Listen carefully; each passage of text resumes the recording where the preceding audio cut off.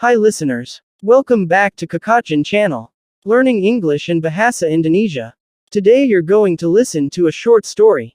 First part, you listen to a short story, then answer the questions based on the story you've heard. Last part, you retell the story again in your own words. Let's start listening now.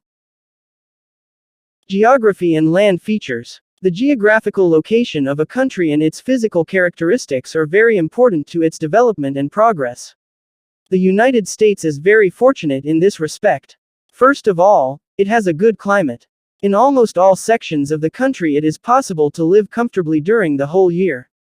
It is true that in the south it sometimes gets very hot, and in the north very cold. But the people who live in these regions become accustomed to the climate and never suffer very much when the weather is either very hot or very cold. In a large country there is usually a great variety of different physical characteristics. In the United States, there are wide plains and high mountains, thousands of lakes and rivers of all sizes, cool forests and hot deserts, and a coastline several thousand miles long. The many lakes and rivers, as well as the long coastline, have been of great importance to the development of the country, since they made possible the easy transportation of people and all the things people need. Transportation by water is still necessary and important. In modern times, however, trains, automobiles, trucks and airplanes are doing much of the work which was formerly done by ships and boats. Questions. 1. In what respect is the United States very fortunate? 2. What can you say about the climate in the United States?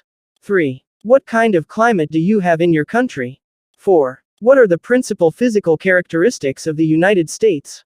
Of your country? 5. Why are rivers and lakes important? 6. Are there many rivers and lakes in your country?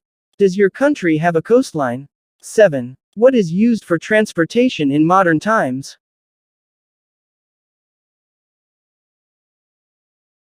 Now, please retell the story again in your own words.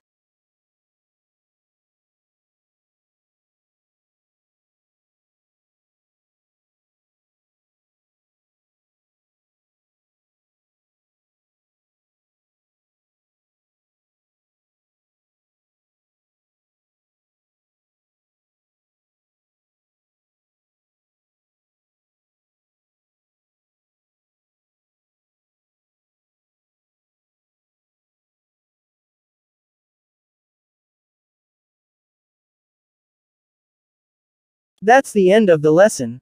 Don't forget to subscribe, like, give comment and share this link to others. See ya.